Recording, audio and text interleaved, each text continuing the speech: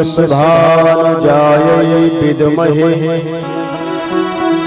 श्रीकृष्ण प्रियायै च धीमहि तन्नो श्रीराधा प्रचोदयात्।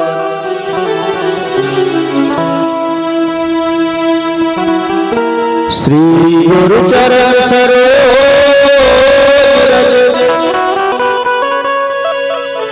निज मन मुकुर सुधार वरणो रघुबर विमल यशो जो दायक फलचार। सद्गुरुदेव के चरणों में बार बार नमन करते हैं और प्रार्थना करते हैं ज्ञान स्वरूप परमात्मा सबके जीवन में ज्ञान का पदार्पण कर देना, ताकि भूले भले जीव उत्तम ज्ञान को प्राप्त करके उत्तम गति को प्राप्त कर सके। बुद्धिहीन तनु जान के सोमेरा पवन कुमार बल बुद्धि विद्या देहो मोहे। मुझे ही नहीं सबको दीजिए बल बुद्धि विद्या देहो सबहि हरहु क्लेश विकार। श्री राधे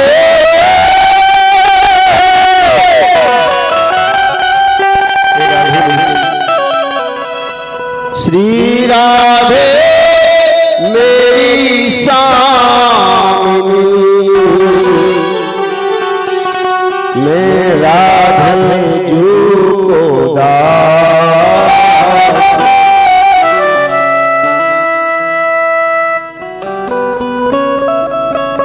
आप आदि शक्ति हैं, सच में आप ब्रह्मा विष्णु महेश की जननी। श्री राधे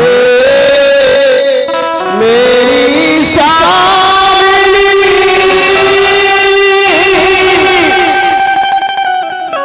मैं राधे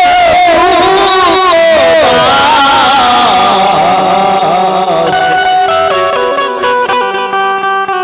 हे माँ बार बार मोहि दीजियो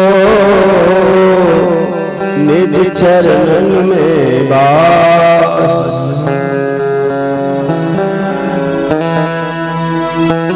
हे भगवती की आदि शक्ति जगदम्बा जगत जननी,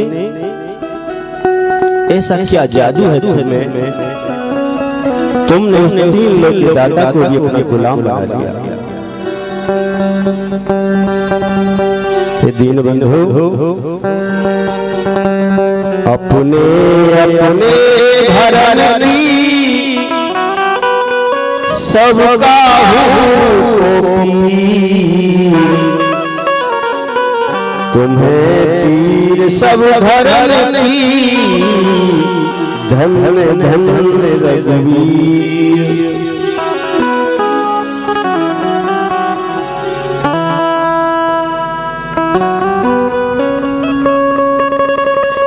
दशा मेरी नहीं सबकी दशा आप संभालेना। आज श्रीमद् भागवत आख्यान को द्वितीय दिवस होने के लिए जा रहा है। हमारे अत्यंत प्रिय शिष्य डॉक्टर श्री कृष्ण वर्मा जी और उनकी धर्म पत्नी श्रीमती चंद्रमती देवी, उन्होंने श्रीमद् भागवत कथा ज्ञान यज्ञ बहाने का शुभ संकल्प किया। आज इस शुभ संकल्प को द्वितीय दिवस होने के लिए जा रहा है। समस्त राजपूत परिवार, उनके परिवार का पूर्ण सहयोग जो कंधा से कंधा मिलाए और खड़े हैं सहयोग में, हमारी प्रार्थना है मेरे दीन बंधु सब पे अपनी कृपा दृष्टि बनाए रखना, सबके जीवन में आनंद भरना, और ये राजपूत परिवार सदा फूलों की तरह महकता रहे, यही हमारी मेरी गोविंद से प्रार्थना है। आज द्वितीय दिवस की पावन बेला में हम प्रवेश कर रहे हैं। हमें आशा ही नहीं पूर्ण भरोसा है, सभी दूर दराज से भक्तजन आ रहे हैं और यहाँ के जो स्थानीय भक्त लोग हैं सभी अच्छे अच्छे भक्त हैं। सभी से हमारा अपने आग्रह है, अनुरोध है, और हमारे ब्रह्मा जी की तरफ से भी और हमारी तरफ से सभी लोग और कथा में आए, क्योंकि भगवान की कथा भगवान के दरबार में, और हमें किसी विशेष निमंत्रण का इंतजार नहीं करना चाहिए। वहाँ तो हमें भगवान से प्रेम दिखाते हुए अवश्य उसमें आना चाहिए। सभी का स्वागत है, सब यहाँ कथा सुनने के लिए आए, और मैं यही प्रार्थना करूंगा हे गोविंद सब पे कृपा करें, सबके जीवन में सबके दिल में अपनी प्रीति भर दें, ताकि धर्म के अनुसार यही चलते रहे। आज बड़ी सुंदर मार्मिक कथा को समझ करने को मिलेंगी, किस तरह से आज इस धरा पर ज्ञान की गंगा को बहाने का जो श्रेय मिला परीक्षित महाराज का किस तरह से प्राकट हुआ, जिनके कारण हमें ये कथा समझ करने को मिली। कहते हैं कि पराक्षति इति परीक्षितः, जिसे उस परम पद की इच्छा है वही तो परीक्षित है। सुखदेव वही ज्ञानी गुरु ज्ञानी संत जो भक्त को ज्ञान देकर के भक्ति देकर के परमात्मा से दिव्य आनंद से मिलाए, वह हर गुरु सुखदेव ही तो है। परीक्षित को कोई श्राप नहीं लगा, साधन का साधन में सर्प से दर्शन का ये हम सबको श्राप लगा है, क्योंकि हम सब परीक्षित हैं। हम ही उस परम धाम की इच्छा किए बैठे हैं तो परीक्षित हैं, अर्थात परीक्षा जो परीक्षा देने के संसार में आया, ये बहुत बड़ा परीक्षा स्थल है। ये संसार हम सब परीक्षा देने के लिए आए हैं, धर्म की कसौटी पर खड़े उतरे, और जो खरा उतरता वही वास्तव में परीक्षित है, उसे परम धाम की प्राप्ति होती है। तो हम सब परीक्षित हैं, और ज्ञान का जो अनुसरण करा दे वही सबसे गुरु हैं, और साथ ही नहीं है, साथ ही दिन में हमें अपने मुक्ति मोक्ष उस परम पद की तैयारी करनी है। 8वां दिन नहीं है, तो 7वें दिन में ये, और ये तक्षक कोई नाग नहीं है, ये वो काल है, ये वो समय है, ये वो टाइम है। न जाने कब ये तक्षक रूपी ये समय रूपी अपना दर्शन कर दे, क्योंकि यही तो कहा कि time not wait for anybody, समय कभी किसी का इंतजार नहीं करता, ऑलवेज चलता रहता है।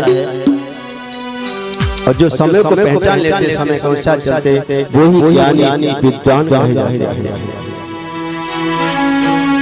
संत ही तो कहते हैं बस time lost can not be regained.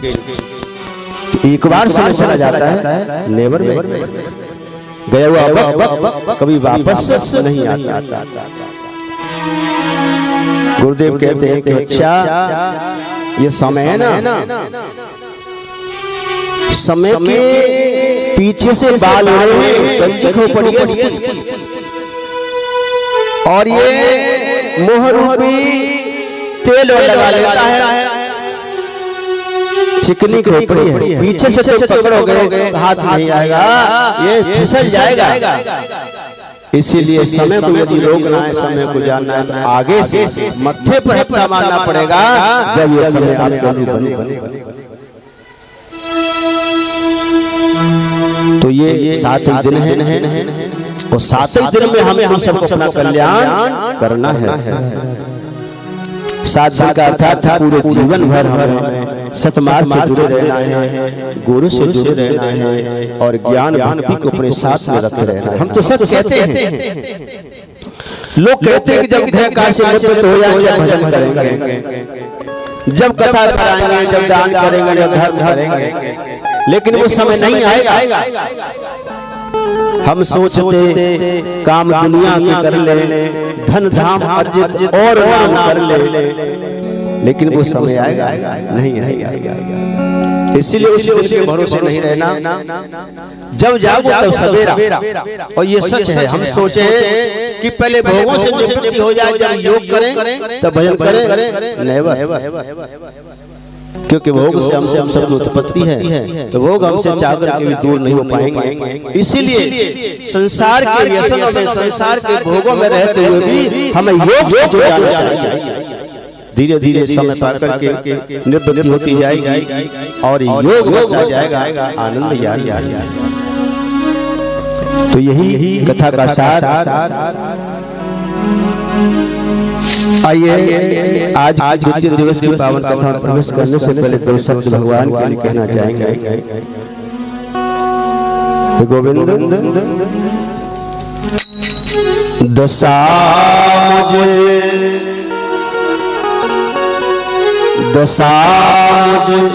दीन की भगवान संभालो, क्या होगा दशा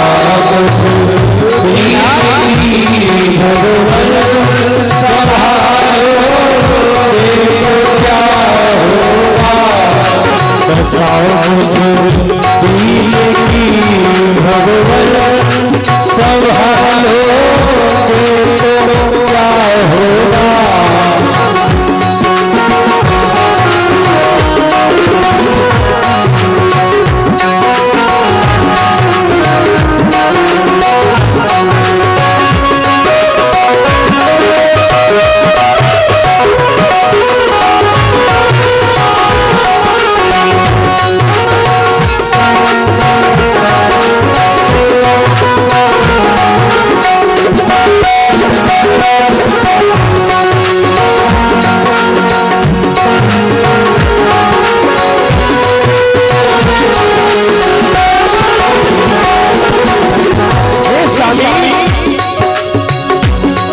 तुमने न जाने कितनों की दशा को संभाल लिया।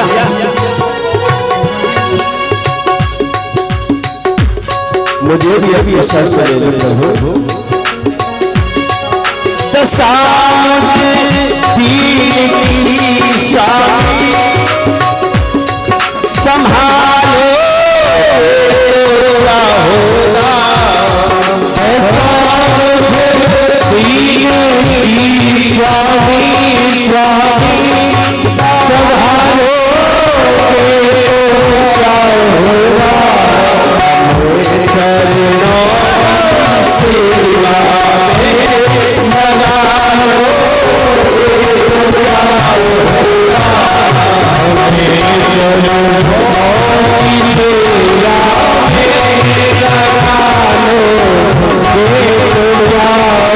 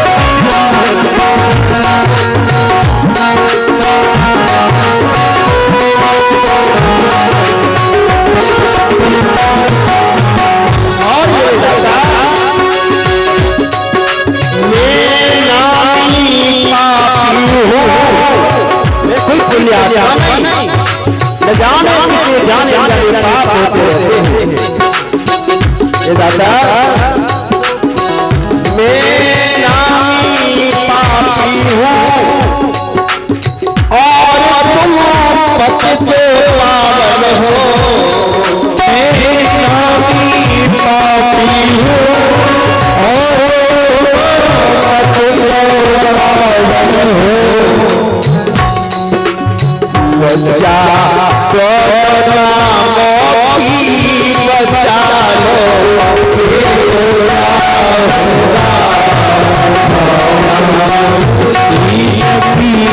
भगवान संभालो देखो क्या होगा। मैं पापी तुम पतित पावन, पतितों को पावन करने वाले हैं आप, तुम्हारे नाम को बचाने लगे।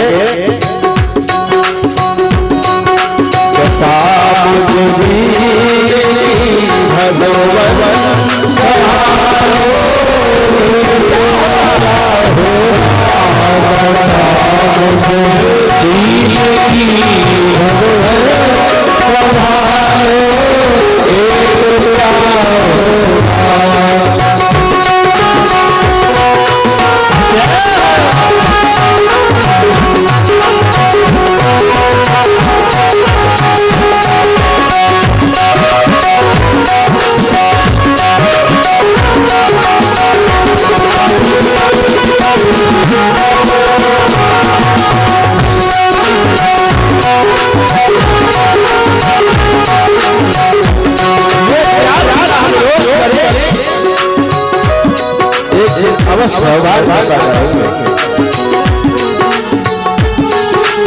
मैं बताऊं प्रभु आपको, आपने कैसे कैसे पापों को टाल दिया। वो नहीं मैं इस पापी को भी मिला लो।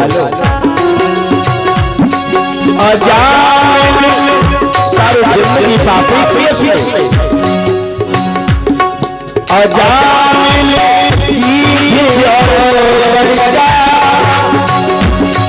प्रभु तुम्हारे तारे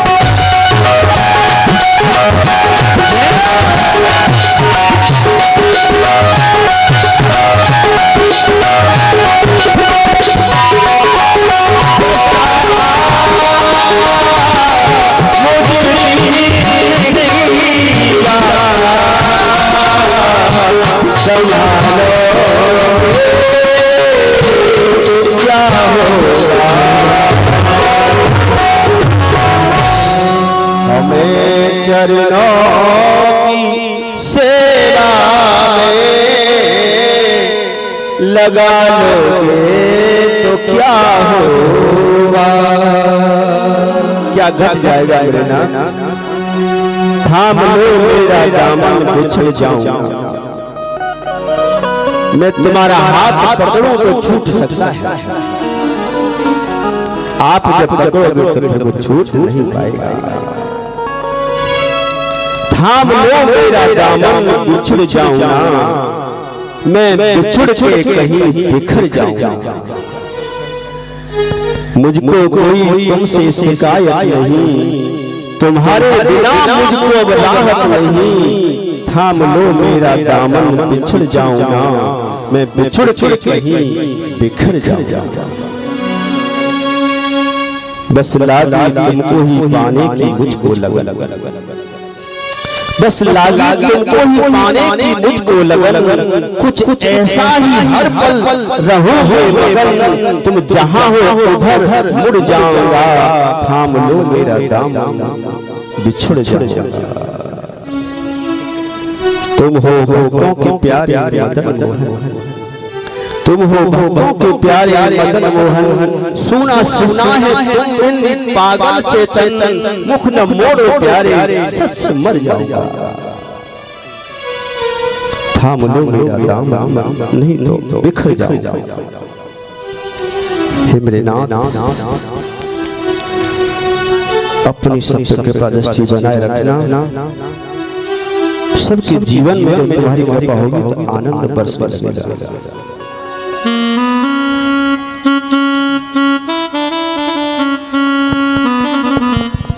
आइए 2 मिनट भगवान के नाम का संकीर्तन करेंगे। तत्पश्चात आज की द्वितीय दिवस की पावन कथा में प्रवेश होगा। मेरे जीवन की जोड़े जाए तो किशोर तेरे चरणों में,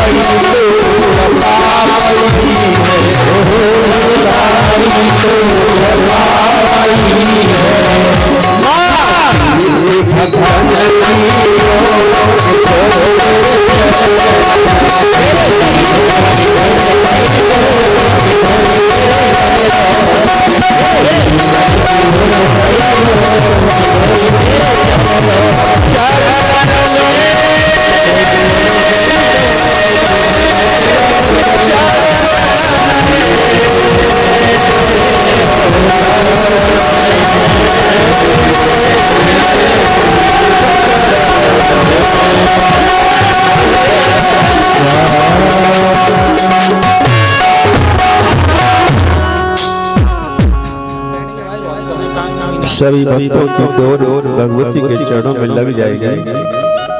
आहा आनंद बरसेगा। आइए आज द्वितीय दिवस की पावन कथा में हम प्रवेश कर रहे हैं। कल की पावन कथा आपने श्रवण की कि भागवत के शरण में जाने से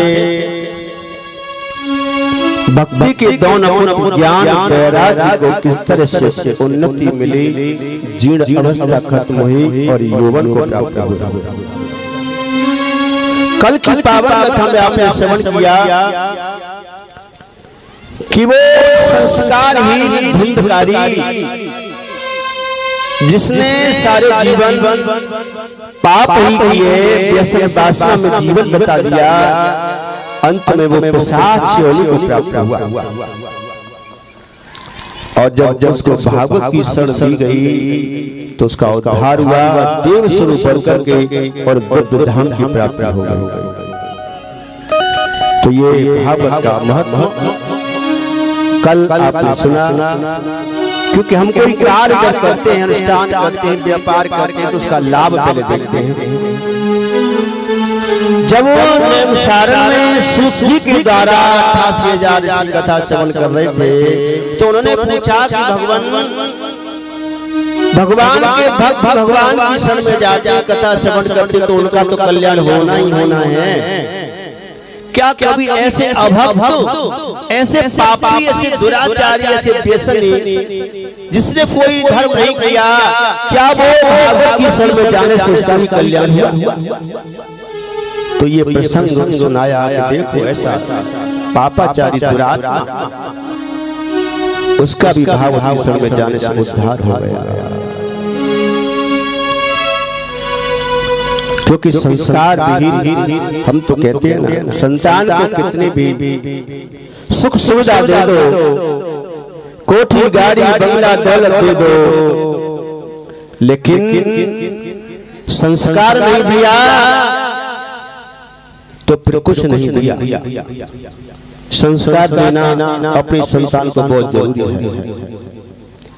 संस्कार नहीं दिया तो बेशक चाहे अच्छी पढ़ाई कर ले, ग्रेजुएट हो जाएंगे, डिग्री हासिल कर ले, लेकिन संस्कृति भूल जाएंगे, और संस्कृति जब भूल जाएंगे तो फिर तुम्हारा सम्मान नहीं करेंगे।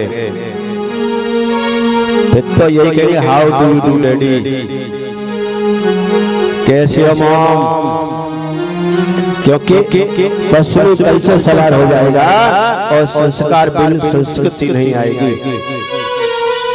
आजकल की हमारी शिक्षा संस्कार संस्कृति को खत्म कर रही है। जब हमारे देश में अंग्रेजों का शासन हुआ तो उन्होंने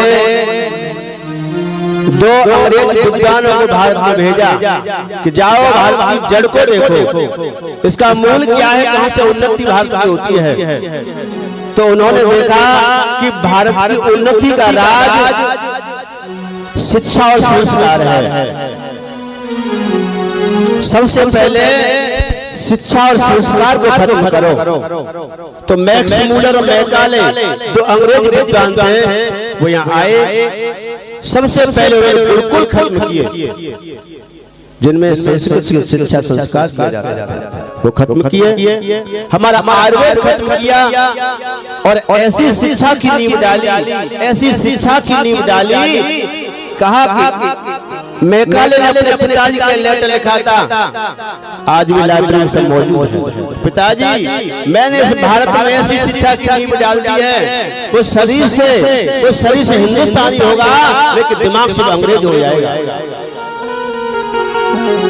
जब वो निकलेगा स्कूल से तो फिर हाय हेलो डैडी मॉम बोलेगा, वो बिल्कुल संस्कृति संस्कार को भूल जाएगा, क्योंकि वो चीज में सब खत्म कर दी। और यही हुआ, कॉन्वेंट स्कूल खुला है जगह जगह, ईसाई मिशनरी वाले स्कूल, जिनमें हमारे धर्म नाम की चीज नहीं होती। आप कोई भगवान के नाम का लोक नहीं पहन सकते, आप तिलक नहीं लगा सकते, आप कलावा नहीं पहन सकते, और उनकी वो अपनी सारी व्यवस्था रखते हैं। ऐसे से हमारे माइंड को डिस्टर्ब कर दिया लोगों ने, शिक्षा को बर्बाद कर दिया। तो संस्कार विहीन धुंधकारी जब भागवत की शरण में आया तो उसका उद्धार हुआ। कल आपने सुना, संस्कार बहुत जरूरी है। और संस्कार कब से देना चाहिए? बच्चे की उम्र हो गई 20 साल, अब बच्चा नहीं सुनता है, अब कैसे सुने? चाणक्य जी ने लिखा है कि 5 वर्षान लाड़े 10 वर्षान ताड़े 16 वर्षान मित्रपद चले। चाणक्य ने लिखा 5 वर्ष तक बच्चे को लाड़ करना चाहिए, 10 वर्ष तक के बच्चे को फिर ताड़ना देनी चाहिए। और 16 वर्ष का जब बच्चा हो जाए तो फिर उसके साथ में मित्र जैसा व्यवहार करना चाहिए। 16 साल के बाद उसे तुम डांट से फटका से नहीं संभाल सकते। ये कहा चाणक्य ने, पंच वर्षाण लाड़िए। लेकिन मैं इस बात से थोड़ा सहमत नहीं हूं, क्योंकि 5 वर्ष तक ही बच्चे की नींव डाली जा सकती है। 5 वर्ष तक बच्चा एक कच्चे घड़े के समान होता है, उसमें जैसी आकृति आप बना लोगे वैसी आकृति जीवन में छप जाएगी। इसी 5 वर्ष तक बच्चे कड़ा डिसिप्लिन रखो। इसलिए मैंने सोचा समझा कहा कि पंच वर्षाण ताड़े, लाड़े नहीं ताड़ी, उसको ताड़ना मेरा समझा के रखो, पल पल पर उसको समझाओ। और फिर 10 वर्षाण लाड़िए, उससे प्यार से समझाओ। और 16 साल का हो जाए ना, फिर तो मित्र की तरह एक दो बार मान ले तो ठीक है, न मान ले तो ठीक, फिर नहीं सुनेगा। संस्कार जरूरी है। ऐसे ही एक मैडम रहे, मैडम पढ़ी लिखी, उसका एक बच्चा रहे, जाको नाम है पिंटू। नाम भी अजीब होते हैं आजकल, पहले नाम बड़े अच्छे रखे थे, राम कृष्ण शिव गोपाल माधव है, ऐसे नाम रखते थे, क्योंकि नाम का बड़ा महत्व है। भगवान में इतना महत्व नहीं, इतना भगवान के नाम में महत्व है। नाम की बड़ी महिमा बताएंगे। तो एक दिन वो बैठी अपने सहेलियों के साथ में, आजकल फ्रेंड बनाने की बड़ी चल रही है, लड़कियों के बॉयफ्रेंड, लड़कों की गर्लफ्रेंड, और कोई फ्रेंड नहीं है, सब बकवास। आजकल फेसबुक का बड़ा जमाना चल गया, फेसबुक पे 5000 फॉलोवर, 5000 फ्रेंड हैं, और साथ एक भी काम नहीं आता। मोबाइल पे फेसबुक बड़ी जिंदगियां बर्बाद हो रही हैं।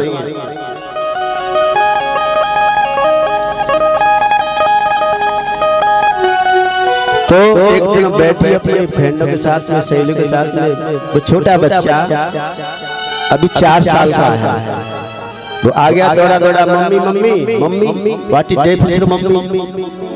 मम्मी की परिभाषा क्या है? मम्मी माने मरी हुई, डैड माने मौत, मरा हुआ। अब वो बोला जा रहा है, जीते जी आज की शिक्षा ने, आज की पढ़ाई ने अपने माता पिता को जीते जी मार दिया। डैड माँ, तो मम्मी मम्मी, हाँ बेटा मुझे टॉयलेट लगी है। तो वो धीरे से बोली, देखो इस तरह से नहीं कहते, तो क्या एक कोड वर्ड होता है सारा, कहते हैं ना कि गुआ समझ के गुआ के घर के समझ इशारे को, तो क्या है, तो धीरे से टॉयलेट कराया और बताया, देखो कभी तुम्हें टॉयलेट लगे, पेशाब लगे, तो धीरे से कान में कहना, मम्मी मैं गाना गाऊंगा, धीरे से कह देना मैं गाना गाऊंगा, ठीक है, कोड वर्ड बता दिया। अब माँ समझेगा, वो समझ ये संस्कार दिया। एक दिन क्या हुआ कि दोनों माँ बेटा और चले गए मामा के यहाँ, और तुम तो जानो कि माँ भांजो का प्यार ही अलग होता है। प्यार में मामा ने अपने भांजो को रात में सुला दिया, रात में सो गए दोनों, और रात के 12 बजे लगी उसको सुसु। अब बोला मामा जी मैं तो गाना गाऊंगा, मामा जी बोले सारे सब सो रहे हैं, तो गाने की पड़ी है, सो जा। अब दांत फटका लगी, थोड़ी चुप हो गया, लेकिन कहाँ चुप हो जाए। फिर थोड़ी देर बोला मामा जी मैं तो गाना गाऊंगा, अच्छा नहीं मानेगा तो धीरे धीरे मेरे कान में डाले। तो ये संस्कार, तो संस्कार भी हमें कैसा देना चाहिए? तो संस्कार नहीं मिला धुंधकारी को, तो अंत में वो दुर्गुणों को प्राप्त हुआ और दुर्गति में पिशाच बना, और पिशाच का उद्धार भागवत के कराने से, सुनने से हुआ।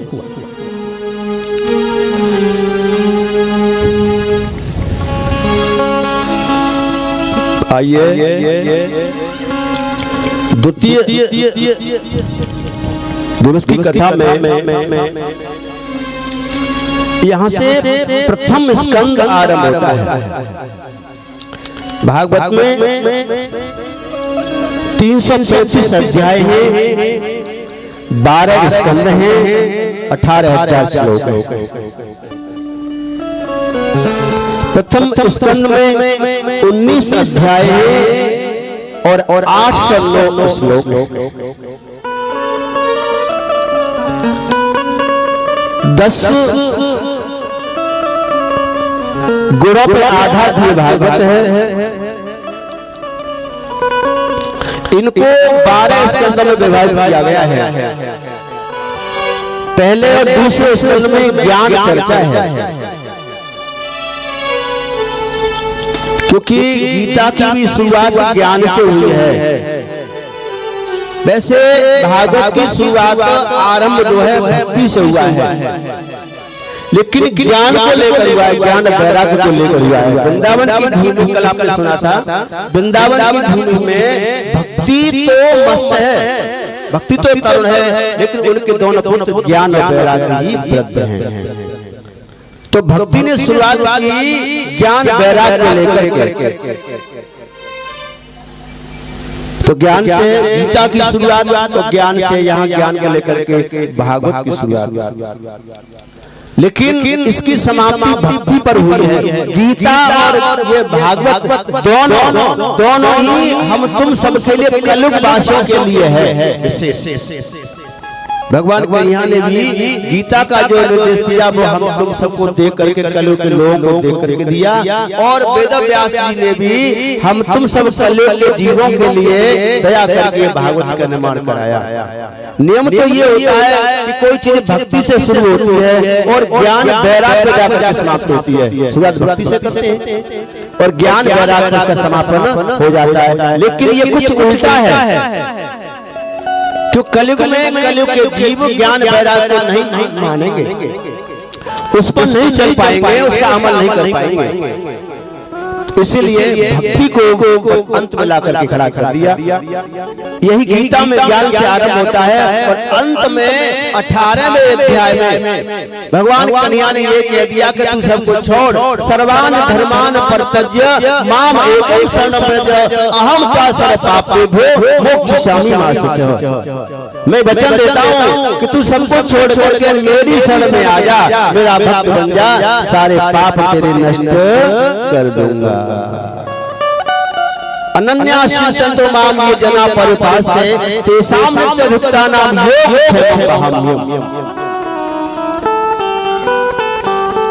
यही भागवत ज्ञान वैराग्य से कथा का आरंभ हुआ है और अंत में सुदामा और भगवान के मिलन पर इसका विशेष रूप से समापन हो जाता है। उसके बाद 12वें स्कंद में तो फिर संक्षिप्त पिछली सारी कथाओं का निरूपण किया गया है। एक आधे स्कंद में ये आगे समाप्ति हो जाती है। 10वें स्कंद में और ज्यादातर सूर्यवंश की रामचरित कथा आती है और कृष्ण कथा आती है।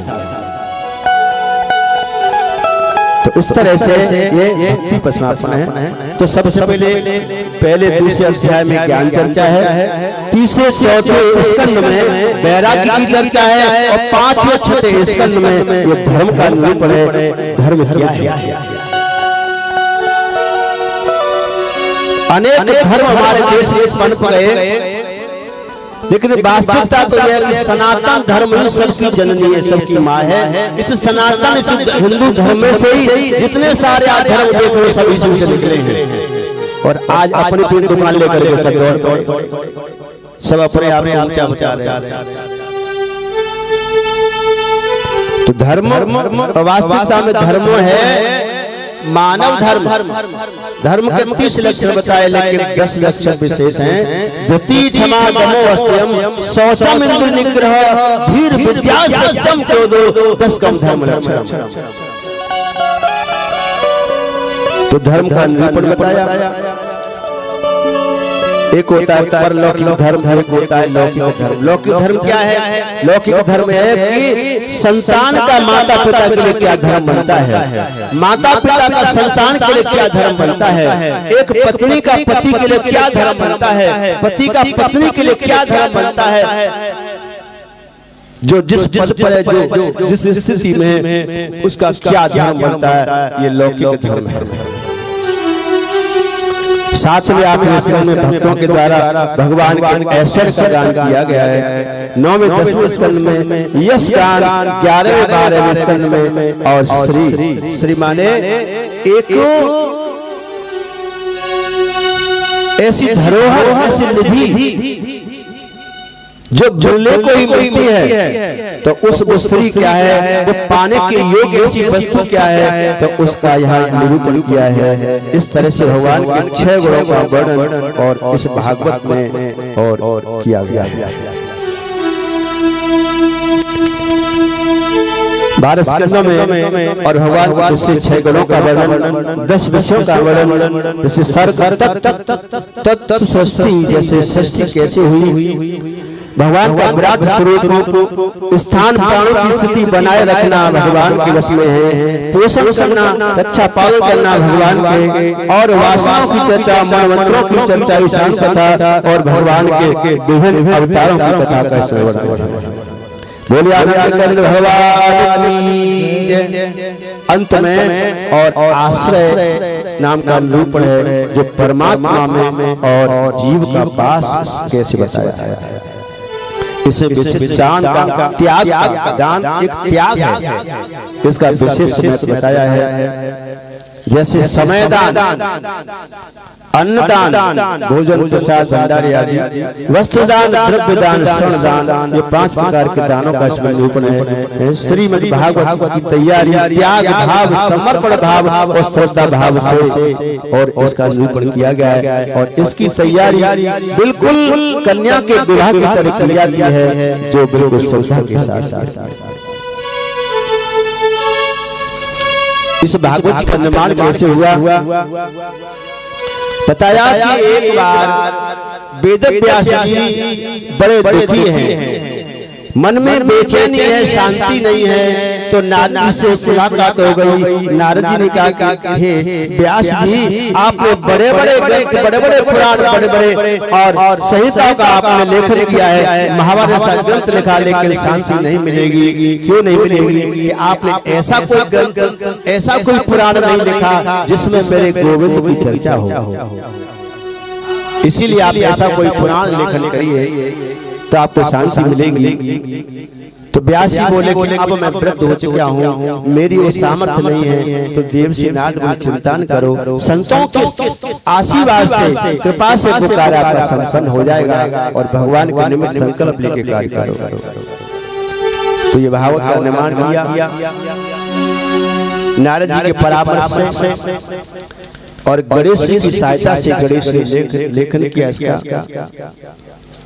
और संतों की कृपा से। क्योंकि नारद जी ने बताया कि मैं भी आज संतों के आशीर्वाद कृपा के कारण ही ब्रह्मपुत्र नारद बना हूँ। पहले मेरे दासी का पुत्र था और संतों की जब कृपा हुई तो मुझे फिर ये ब्रह्मपुत्र नारद का रूप मिला है।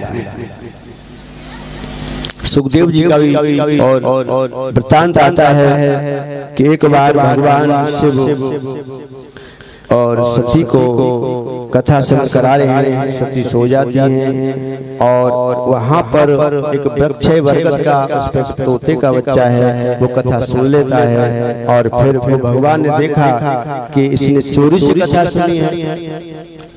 चोरी क्या होती है? कथा पांडाल के पीछे बैठ के सुनना,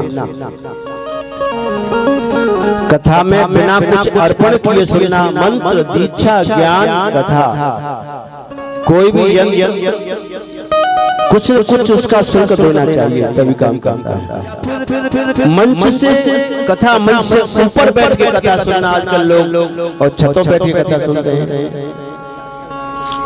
ये भी कथा की चोरी है। एक बार कुरुक्षेत्र के मैदान में भगवान कन्हैया ने ज्ञान दिया अर्जुन को अर्जुन नीचे खड़े भगवान का नहीं ज्ञान दे रहे हैं। अंत में ज्ञान पूर्ण हुआ, कृपा हुई तो अर्जुन बोले प्रभु उन पर कृपा करना, मैंने तुम्हें समझा नहीं। हनुमान जी ऊपर बैठे रथ की ध्वजा पर। हनुमान जी बोले प्रभु हमने भी कथा सुनी आपकी, हम पर कृपा करना। भगवान बोले हनुमान जी तुम पिशाच बनोगे। अर्जुन का कथा सुनने से कल्याण हो गया और हनुमान जी कह दिया कि तुम पिशाच बनोगे। क्यों? क्योंकि तुमने कथा हमसे ऊपर बैठ कर सुनी। तब हनुमान जी ने और पूछा और साधना की तपस्या की, तब जाकर के पिशाच श्राप समाप्त हुआ। तो ये चोरी है।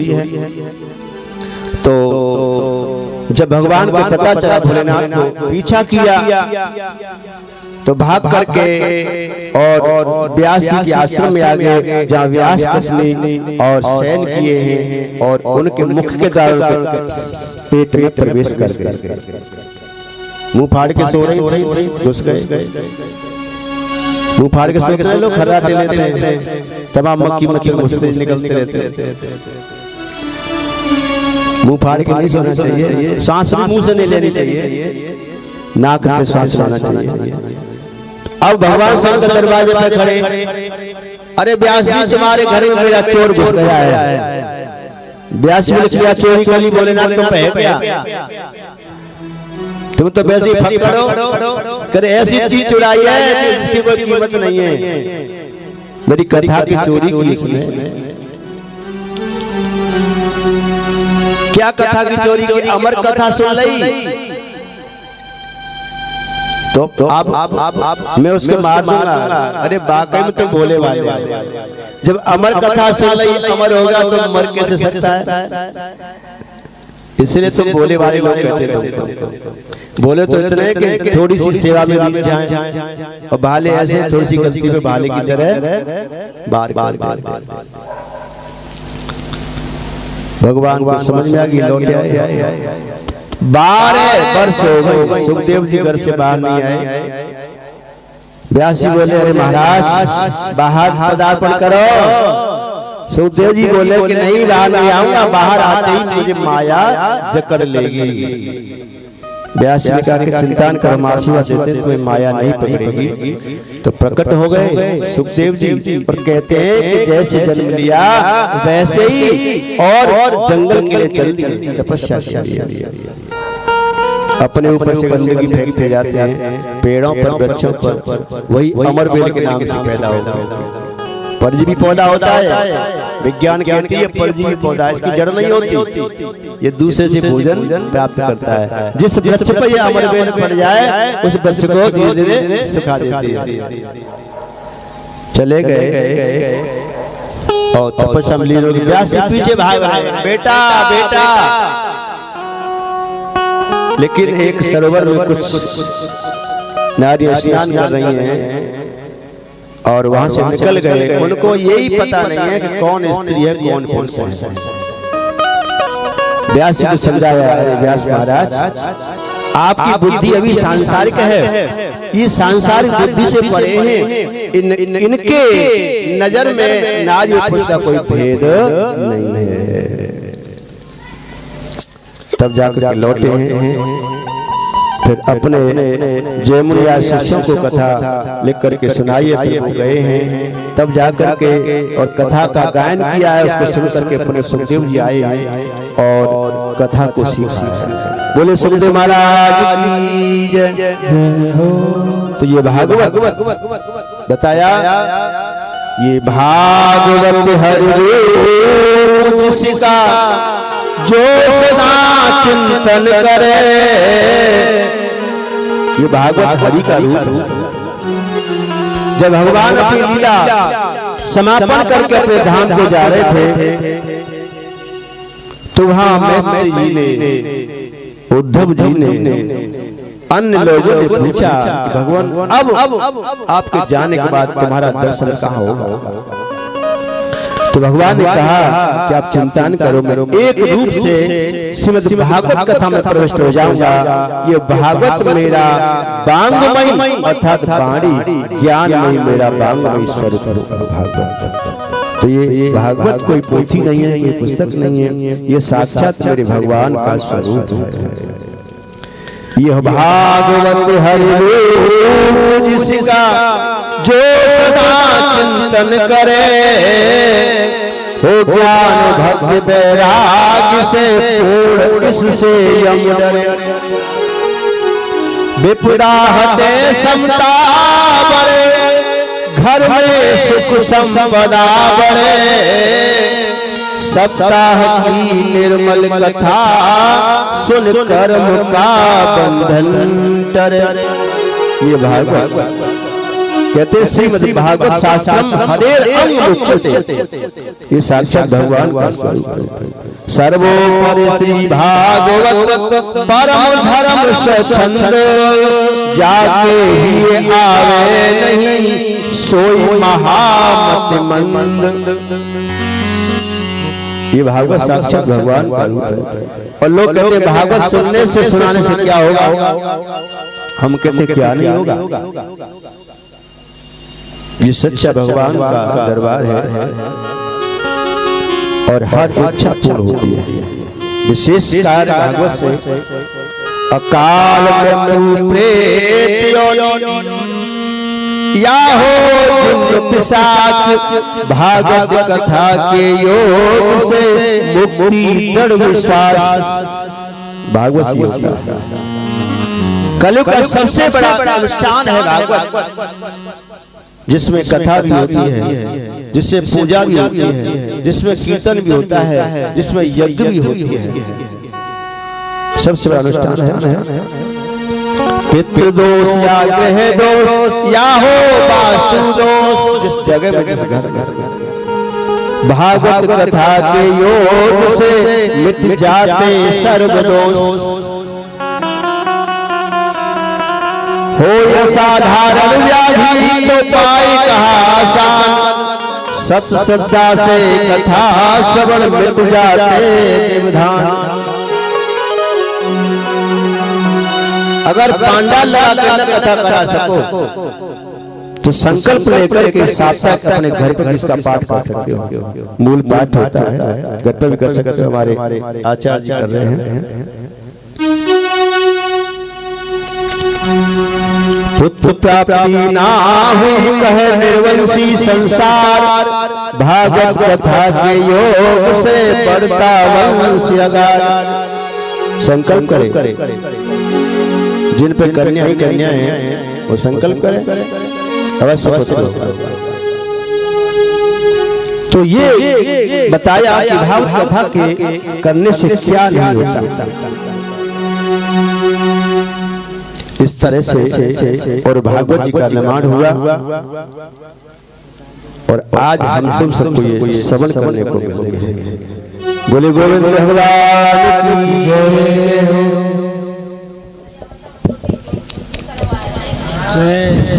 जय जय जय। एक भजन बोलो।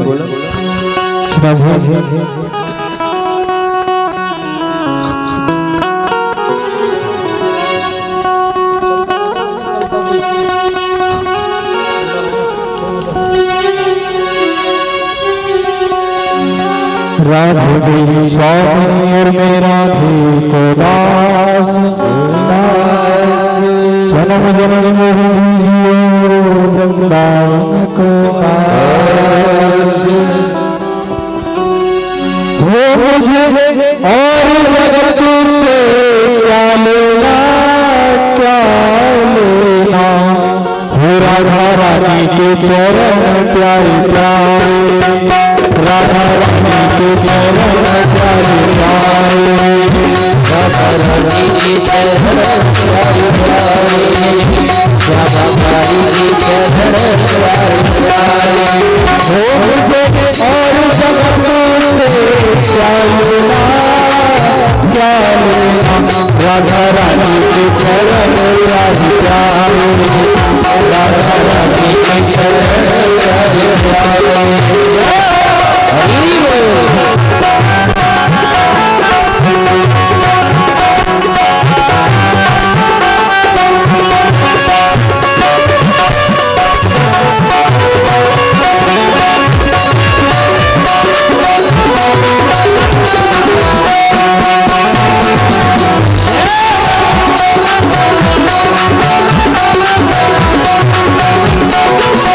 और बताया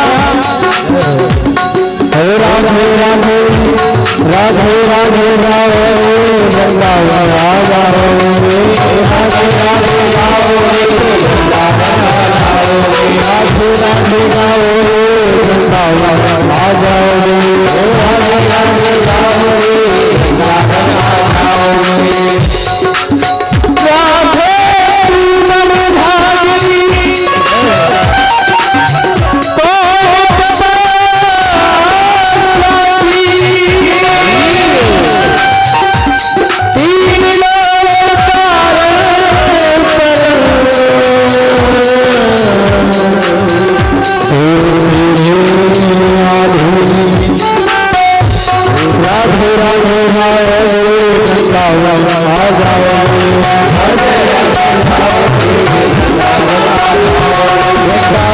आ जाओ वापस ना जा पाओगे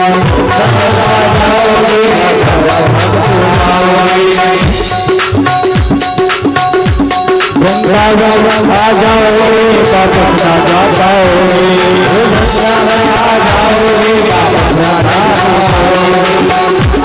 कण कण मेरा धारानी कण मेरा धारानी वृंदावन की महारानी वृंदावन की महारानी कण कण मेरा धारानी वृंदावन की महारानी चरणों से करने भागेला भागेला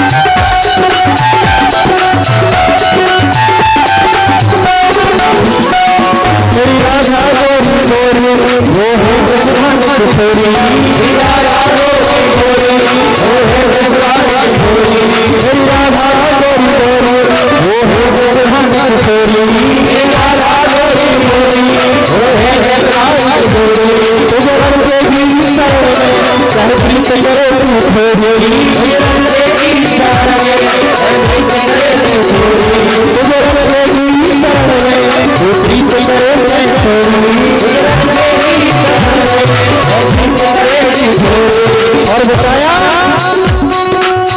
राम नाम की लूट है और लूट सके पहले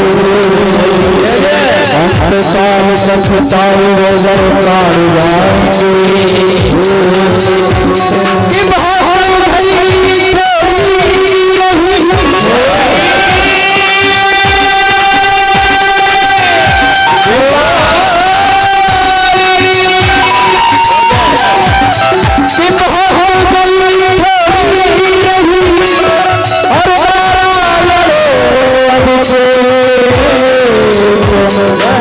काल चुरैया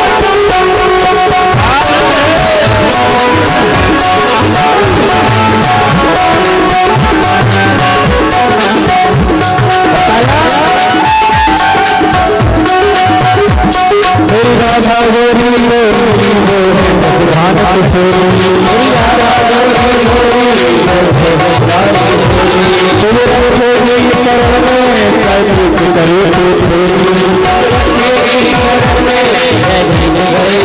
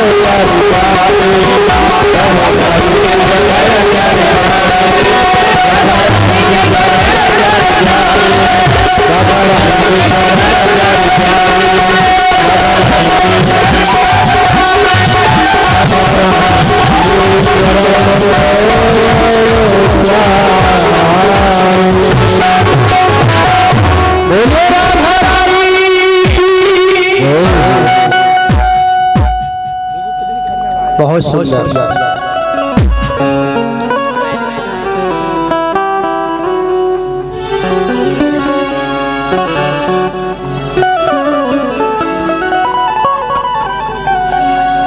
आइए,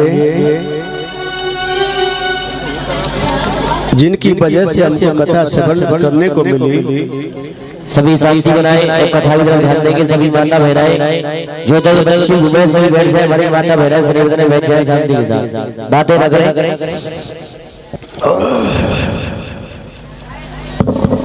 जिनके कारण हमको आज ये दिव्य ज्ञान प्राप्त हुआ, उनका प्राकट्य कैसे हुआ। वैसे तो भागवत के अंदर महाभारत की कथा नहीं है। महाभारत एक अद्भुत अपने आप में ग्रंथ है, सबसे बड़ा ग्रंथ है महाभारत। लेकिन उस पुण्य आत्मा के कारण महाभारत की संक्षिप्त कथा भागवत में आई है। बताते हैं कि दुर्योधन और ये पांडव, कौरव और पांडवों में कोई ज्यादा भेद नहीं है। एक ही परिवार है, चचेरे भाई है। लेकिन जब सगे भाई हो या चचेरे भाई हो, अपने परिवार में बाहर के लोग दखल देने लग जाए तो उस परिवार में खटास होने में देर नहीं लगती। तो बाहर के लोगों ने उसे पदार्थ कर दिया शकुनी। ये शकुनी कहाँ का था? ये अफगान का था, अफगानिस्तान, जिसे पहले काबुल कंधार बोलते थे। काबुल कंधार का दूसरा नाम है अफगानिस्तान, और पहले इसको गांधार बोला। यही की गांधारी थी। तो गांधारी अंधे धृतराष्ट्र के साथ विवाह हुआ, उनका तय किया गया। क्योंकि उस समय भीष्म बहुत बड़े योद्धा थे, उनके सामने कोई टिक नहीं पाता था। तो उनके भय के कारण जबरदस्ती और गांधारी का विवाह अंधे धृतराष्ट्र के साथ कर दिया। लेकिन धन्य है उसको, जब से उसने सुना कि मेरा प्रिया अंधा है, तो उसी समय से उसने भी अपनी आंख में पट्टी बांध ली। कुछ लोग कहते हैं कि जब प्रिया नहीं देख पाएगा तो मैं भी नहीं देखूंगी संसार को, ऐसी भावना। लेकिन मेरे हिसाब से ठीक नहीं था। जोड़ा में अगर एक अंधा है, एक आंख वाला है, तो एक आंख वाला अंधे को रास्ता दिखा सकता है। लेकिन उसने भी आंख में पट्टी बांध ली। तो ऊपर आ जा।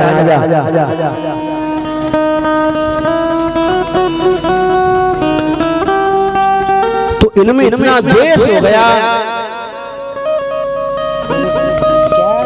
एक दूसरे की जानी दुश्मन हो गए। एक दूसरे की छाया तक पसंद नहीं है। यहाँ तक शकुनी की चाल में आकर के इन्होंने जुआ जैसा जगन खेल कर दिया, और उसमें पांडवों को हरा दिया। एक बात बताएं, जब हम अपने आप को सर्वे सर्वा समझने लग जाते हैं, हम तो कुछ हैं, हम तो कुछ हैं, वही गड़बड़ हो जाता है। क्योंकि अभिमान नासस्य मूलम, विद्या का, ज्ञान का, बल का, धन का, स्वरूप का, यौवन का जब हम अहम हो जाता है तो वही गड़बड़ काम हो जाता है। जब हम अपने आप को कुछ समझने लग जाते हैं तभी वहां नाश शुरू हो जाता है। भक्तों होता है ना, एक बार हम अपने भक्त के यहाँ भोजन करने गए। अब भोजन पे जब बैठे तो हमारी नजर छत पे चली गई। छत में बड़ी सुंदर कढ़ाई हो रही है, अच्छी, बड़ा महंगा पंखा लटका। भाई गुरुजी तो फक्कड़ है, चेला तो सब मस्त है। तो ऊपर देखा तो एक छिपकली उल्टी छत से लटकी है, चिपकी है। हमने उसे इशारे बात की, क्यों पागल तू उल्टी क्यों लटकी है, इसमें चिपकी है। तो बोली महाराज मैं इसे छत को साज रही हूँ, मैं इसे छत को साज रही हूँ, छत गिर न जाए। मैंने कितनी बड़ी मूर्ख है तू। यही मूर्खता हम लोग करते हैं। हम सोचते हैं कि हम ही सब कुछ कर रहे हैं, लेकिन करने वाला तो कोई और है। हम तो एक पुतला मात्र हैं, रिमोट तो किसी और के हाथ में है। ऐसे जब हम कुछ अपने आप को समझने लगते हैं वही गड़बड़ होता है। जब जुआ का खेल खेला गया, धर्मराज ने भी गलती की। सबसे बड़ी गलती क्या की? जुआ में हारे ये नहीं, भाइयों को दांव पे लगा दी ये नहीं, द्रौपदी को दांव पे लगा दी ये भी नहीं। क्या गलती की? सबसे बड़ी गलती ये की कि जब जुआ के लिए खेल शुरू हुआ, दोनों पक्ष बैठे तो दुर्योधन ने कह दिया कि मेरी तरफ से मेरे मामा जी बैठेंगे, मेरे मामा जी बैठेंगे। धर्मराज से पूछा युधिष्ठिर बोलो तुम क्या चाहते हो? तो धर्मराज बोले नहीं मैं ही बैठूंगा। अगर उस समय धर्मराज कह देते कि नहीं मेरी तरफ से मेरा गोविंद बैठेगा, मेरी तरफ से मेरा कन्हैया बैठेगा, तो हार होने का मतलब ही नहीं था। हम यही तो गलती करते हैं। भगवान को याद जो करते हैं, गुरु को याद जो करते हैं, तो सातों फूट जाती है। तब पहले से कहते ना, सौंप दिया इस जीवन का सौभाग्य तुम्हारे हाथों में है, जीत तुम्हारे हाथ में, हार तुम्हारे हाथों में। जिसको तो अपना सर्वस्व सौंप दोगे वो तुम्हारी हार स्वीकार करेगा? नेवर, कभी नहीं। जिसको हम अर्पण हो जाएंगे वो हमेशा आपकी जीत चाहेगा। तो धर्मराज ने गलती की, द्रौपदी ने भी गलती की। जब जुआ में हार गए, द्रौपदी को नग्न किया जा रहा है, चीधरण हो रहा है, तो द्रौपदी ने सबसे पहले किसको पुकारा? अपने पांचों पतियों को। लेकिन कोई सहायता नहीं कर सका। अर्जुन को क्रोध आया, धर्मराज ने रोक दिया। भीमसेन को क्रोध आया, धर्मराज ने रोक दिया, लेकिन सभा में खड़ा हो गया, प्रतिज्ञा कर ली दुशासन तेरी छाती का लहू न पी गया ना तो मुझे भीमसेन नहीं कहेगा। दुर्योधन तो पांचाल को जंगा बिठा फिर एक दिन तेरी ये जंगा में तोड़ भीम ने लेकिन द्रौपदी ने एक बड़ी गलती कर दी। सबसे लोग कहते हैं कि गोविंद द्वारका से आए थे चीर रक्षा करने के लिए, नहीं। जब जुआ का खेल हो रहा था भगवान वही थे, अंदर सभा में नहीं थे बल्कि दरवाजे पर थे। और जब चीरहरण हो रहा है तब भी गोविंद दरवाजे पर ही है। देख भगवान हर समय हमारे साथ रहते हैं। कहते हैं ना मैं और मेरा प्यार एक गली में रहते हैं। अफसोस कभी रूबरू ऐसा हो सकता है? ऐसा ही है। मेरा परमात्मा हर समय मेरे साए के साथ में रहता है, लेकिन हम उसे देख नहीं पाते, उसे रूबरू नहीं पाते।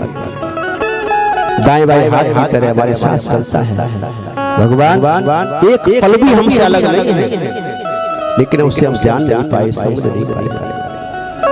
यही द्रौपदी ने गलती की, पहले अपने पतियों को पुकारा, फिर अपने गुरु को पुकारा, फिर पिता में भीष्म को पुकारा, अन्य लोगों को, सगे संबंधियों को सहायता के लिए पुकार रही है। जब कोई सहायता न कर सका, हार गई, तब जाकर के हाथ खड़े कर दिए, गोविंद अब तो तू ही है भैया, अब तो तेरी बहन की लाज तेरे हाथों में है। जब जब जब जब जब आंखों से आंसू टपके ना, आगे गोविंद प्रकट हो गए। भक्त कहते हैं पता नहीं वो साड़ी है या गिरधारी है, स्वयं साड़ी बन गई। इसलिए कहते हैं ना, भगवान कभी किसी का ऐसा नहीं रहे, उन्हें कुछ अर्पण करके तो देखो। भगवान की प्रतिज्ञा तो आपने सुनी होगी ना, मेरे लिए तू गुणगान गा के तो देख, सारा संसार तेरा गुणगान गाएगा। मेरे रास्ते पर चल के तो देख, सारा संसार तेरे पीछे चलेगा। मेरे लिए कुछ खर्च करके तो देख, कुबेर के भंडार न भरते तो कहना। मेरे लिए तो आंसू बहा के तो देख, खुशी के सागर न तेरे जीवन में भर तो कहना। लेकिन हम लोग उसे पुकारते नहीं हैं, उसे सौदा करते हैं, कभी कभी से सौदा करते हैं।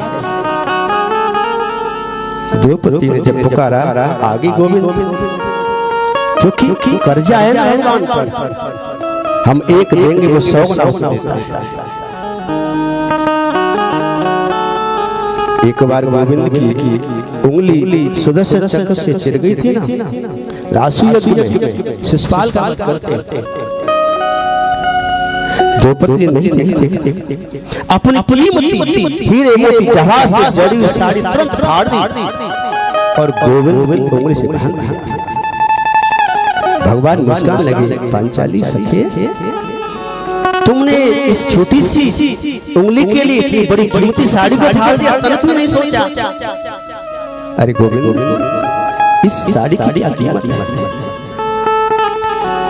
आज मेरे गोविंद ने दुशासन के बल थके, घट्यों गजवर चीर, धन्य नारायण, आज द्रौपदी की रक्षा की। शर्त के अनुसार पांडवों को 12 वर्ष का वनवास मिला, 1 वर्ष का अज्ञातवास छुप करके 1 साल गुजारनी है। अगर 13वें वर्ष में 1 वर्ष के अज्ञातवास में पुनः पहचान लिया गया तो फिर से उन्हें वनवास में जाना पड़ेगा। ये सर पांडवों को 13 वर्ष का वनवास और भगवान राम को 14 वर्ष का। तुमको 12 चीजों पर विजय हासिल करनी पड़ेगी। 10 इंद्रियां, 5 ज्ञानेंद्रिय, 5 कर्मेंद्रिय, 1 मन और 12वीं बुद्धि। जब 12 चीजों पर तुम्हारा अधिपत्य हो जाएगा तो 13वीं स्थिति आत्मा की, फिर तुम आत्मस्थित हो जाओगे, फिर तुम सदगति के भागीदार बन जाओगे, आत्म स्थित हो जाओगे, अर्थात पूर्ण आनंद के भागी बन जाओगे। इसीलिए आज वन भटक रहे हैं, लाचा गृह में उनको जलाया गया, लेकिन वहां भी बच विदुर जी के मार्गदर्शन अनुसार बच गए। धीरे धीरे समय व्यतीत हुआ। भक्तों, 13वीं वर्ष और बैराटपुरी में राजा कमल ने उनके यहाँ और जाकर के बता दी कैसे रूप में नौकर बनकर। और फिर उसके बाद एक दिन भगवान कन्हैया से भेंट हुई है। भगवान से कहा कि प्रभु, हम युद्ध नहीं चाहते हैं, आप शांति का प्रस्ताव लेकर के जाओ। तो आज मेरे गोविंद और हस्तिनापुर में आ रहे हैं। और जब दुर्योधन को पता चला, भीष्म को पता चला, गुरु द्रोण कृपाचार्य को पता चला कि आज गोविंद आ रहे हैं, तो आज सारे हस्तिनापुर को दुल्हन की तरह सजाया है। द्वार पर द्वारपाल का सजाए है। आज गोविंद आ रहे हैं।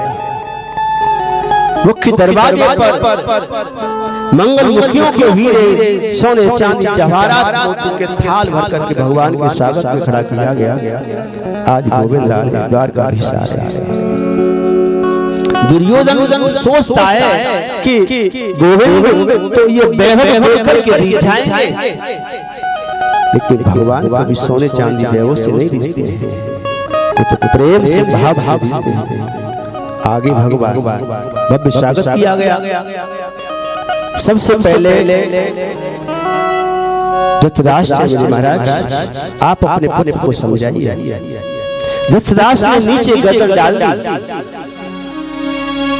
ऐसे पिता का तो ये समझ लो जीते जी मृत्यु है, जिनकी अपने संतान के सामने गर्दन नीचे हो जाए। कुछ नहीं बोले धृतराष्ट्र। अंत में दुर्योधन से मिले कि दुर्योधन, लोग तुमको दुर्योधन कहते हैं, लेकिन मैं दुर्योधन नहीं कहता, मैं तुमको सुयोधन कहता हूं। बहुत सुंदर। इसीलिए भैया मैं पांडवों की तरफ से शांति दूत बन करके आया हूं, और पांडव युद्ध नहीं चाहते। इसीलिए आप और उनके लिए सिर्फ 5 गांव दे दो, और मैं ये शपथ लेता हूं कि पांडव मेरी बात को मान जाएंगे। दुर्योधन कहने लगा आप 5 गांव की बात करते हो, मैं सुई की नोक के बराबर भी जगह बिना युद्ध के नहीं दूंगा। जाओ क्या दे रहा पांडव। 5 गांव कौन से मांगे बताओ। इंद्रप्रस्थ, जिसे आज दिल्ली दक्षिण दिल्ली का इलाका जो है इसे पहले इंद्रप्रस्थ कहते थे। दूसरा स्वर्णप्रस्थ, जिसे आज सोनीपत कहते हैं, ये हरियाणा में पड़ता है सोनीपत। और तीसरा है पांडुप्रस्थ, जिसे पानीपत बोलते हैं, ये भी हरियाणा में पड़ता है। और चौथा है व्याघ्रप्रस्थ, जिसे बागपत कहते हैं, बागपत जिला, ये उत्तर से पड़ता है। और पांचवा है मालप्रस्थ, जिसे मालपत कहते हैं, एक सेंट्रल दिल्ली का क्षेत्र, एक उत्तर प्रदेश का क्षेत्र, और बाकी के 3 जगह हरियाणा संपन्न है हर चीज से। तो 3 जगह हरियाणा की और मांगे, ये 5 गांव 5 जगह मांगे। ये सब मिलते जुलते इलाके हैं, संपन्न इलाके, लेकिन दुर्योधन ने मना कर दिया। भगवान बोले दुर्योधन तुम नहीं जानते हो। अरे भैया जब युद्ध होता है ना, खून की नदियां बहती हैं, लाशों के ढेर लगते हैं, न जाने कितनी माताओं की गोद सुन्न हो जाती है, न जाने कितनी बहनों की राख हो जाती है। तुमने युद्ध की कहानी सुन ली होगी ना, जब सामने होता है ना बड़ा भयंकर विभत्स होता है। इसीलिए मैं समझा रहा। दुर्योधन बोला अच्छा तो आप हमारा गुरु बन के आए हो, हमें उपदेश कर रहे हो, जाओ जो करना कर लो, हम 1 इंच भी जगह नहीं देंगे। उसी समय और आज दुर्योधन ने अपने सैनिकों को आदेश दिया कि देखो ये ग्वाला हमको शिक्षा दे रहा है, इसको भाग लो। हाय हाय हाय, सैनिक दौड़े, पिता भीष्म रोके, अरे दुर्योधन क्या कहता है। सैनिक दौड़े, लेकिन भगवान मुस्काने लगे, विराट स्वरूप प्रकट हो गया भगवान का। भगवान खड़े खड़े मुस्कुरा रहे हैं, धड़ाम से आंखें चली आ गई, सब गिर पड़े। उस समय केवल विदुर जी ने और पितामह भीष्म गुरुदेव ने उनका साक्षात दर्शन किया। उसी समय भीष्म द्रोण कृपाचार्य सभी भगवान के चरणों में पड़ गए कि गोविंद ये नादान है, ये जानता नहीं है, आप शांत हो जाइए, आप शांत हो जाइए। जैसे जैसे गोविंद को शांत किया तो बोले गोविंद ये राजनीति की बात है लाला, ये बात करेंगे, चलो पहले कुछ खान पान कर ले, तुम्हारी बहुत सुंदर व्यवस्था करिए, आतिथ्य सत्कार किया है। कन्हैया बोले बाबा आज मुझे भूख नहीं है, और वैसे भी आज मेरा निमंत्रण है ना काका विदुर जी के यहाँ है, आज काका जी के यहाँ मेरा निमंत्रण है, वहीं भोजन करूंगा। 2 जगह भोजन तो नहीं होता है। और वैसे भी भोजन कहाँ किया जाता है? भोजन वहाँ किया जाता है जहाँ भोजन कराने वाले के मन में प्रेम हो। भोजन वहाँ किया जाता है भोजन करने वाले के प्राण भूख से निकल रहे हो। भोजन वहाँ किया जाता है तो मैं भूखा भी नहीं हूँ। और भोजन वहाँ किया जाता है जहाँ भोजन कराने वाले की औकात भोजन करने वाले से ज्यादा हो।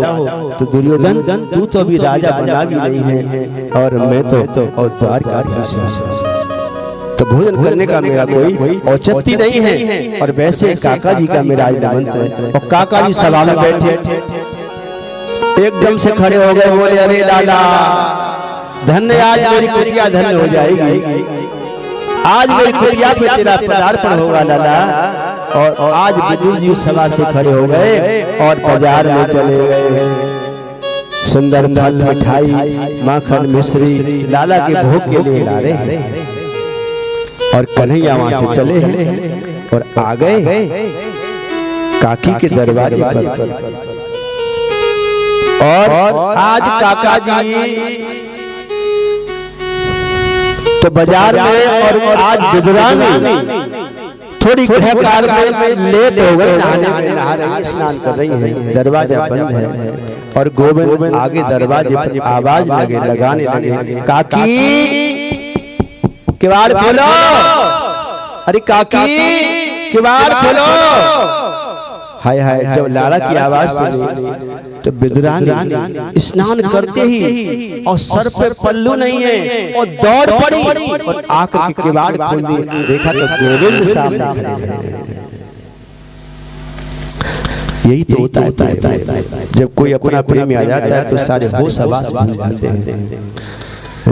जल्दबाजी में खुशी में या तो ज्यादा नमक डल जाएगा या बिल्कुल ही भूल जाएंगे डालना। यही तो होता है प्रेम। आगे और बैठाने के लिए आसन ले आई और आंगन में एक जगह आसन डाले लाला तो यहाँ बैठ। फिर आसन उठा लिया लाला तेरी जगह अच्छी ना है तू यहाँ बैठ। फिर वहां से अरे ये जगह ठीक नहीं तू यहाँ बैठ। पूरे घर में आज लाला को घुमा दिया। होता है ना कि अगर कोई महापुरुष ज्ञानी संत गुरु घर पे आ जाए तो पहले घर में घुमाना चाहिए। अरे न जाने कहाँ नजर पड़े, कहाँ क्या दोष है, कहाँ कोई नकारात्मक शक्ति को देखते वो शक्ति भाग जाती है, पवित्र हो जाता है। तो यही चाहिए। बैठ गए लाला, बोले काकी पेट में चूहा दौड़ रहे, बहुत तेज भूख लगी है। अरे वहां तो 56 प्रकार के भोजन त्याग दिए, भूख नहीं थी और यहाँ आते ही भूख लग गई। यही तो भाव का भूखा है वो और भाव ही एक सार है। भाव से कुछ खिला उसे मिल जाए वो प्यार है। भाव तो श्रेष्ठ है। अरे काकी कुछ ला, बोली लाला अभी तो देख बेटा मैंने स्नान किए हैं, अभी रसोई तैयार करूंगी, थोड़ी तसल्ली रखो ना। ना ना ना अब ना रुको जा रहा है, बहुत तेज भूख लगी है। काकी जी बोली जिद्दी तो पहले से ही है, यशोदा मैया को बड़ा नाच नचावे हो, जिद कर ले। देखा के पास में कदली वन है, केला का बाग है और वहाँ पे केला लगे हैं। तो दौड़ी दौड़ी गई, वहाँ से 2-4 केला तोड़ लाई ले और बैठ गई। और कहते हैं कि वो चीर चीर के खिला रही है, छिलका कलियां के हाथों में थमा रही है और गूदा नीचे गिरा रही है और भगवान खाते जा रहे हैं। देखो एक पागल है, 2 पागल है, एक खिलाने वाला भी पागल और खाने वाला भी पागल है।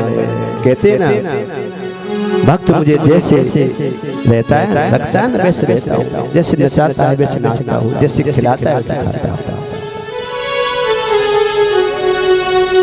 खा रहे धीरे धीरे बड़ा आनंद ले रहे।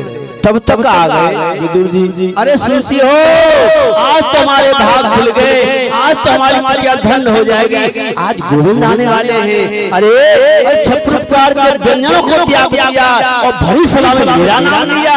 आज तो काका जी का निमंत्रण मेरा, आज तो हमारे धन भाग्य हो जाएंगे। देख मैं कैसी कैसी सुंदर मिठाई माँ का मिश्री फल लेकर के आया हूँ, आज जी भर के लाला को भोग लगाऊंगा। काकी जी बोली महाराज वो आने वाले नहीं है, वो तो पधार चुके हैं, आ गए। जो देखा अंदर आए, बिदुर जी देखा तो केला के छिलका हाथ में लगे रहे खाए रहे। अरे ये क्या कर रही हो तुम? काकी जी बोली मैं तो भूल ही गई। थाली परोस के व्यंजन रखे, मेवा मिष्ठान रखे, फल रखे, माँ का मिश्री का भोग लगाया। भगवान पाने लगे। पत्रम पुष्पम तोयम, भक्त जैसे मुझे प्रदान करता है मैं उसे पाता हूँ। जब खाने लगे ना, काका जी पास में बैठे, बिदुर जी बोले लाला अच्छे है ना? काका जी एक बात बताऊं, बुरा तो नहीं मानोगे? अरे नाना तेरी कोई बात हम कैसे बुरी लग सकती है? काका जी बात तो सही है कि जो काकी जी के हाथन से छिलकन में रस हो वो जामे रस,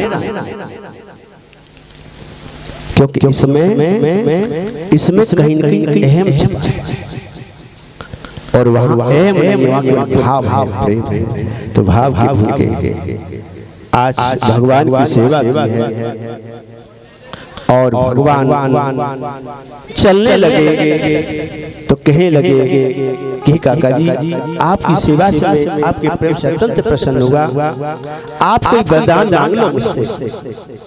तो बिदुर जी बोले लाला तेरा दर्शन हो गया, मुझे कुछ नहीं चाहिए,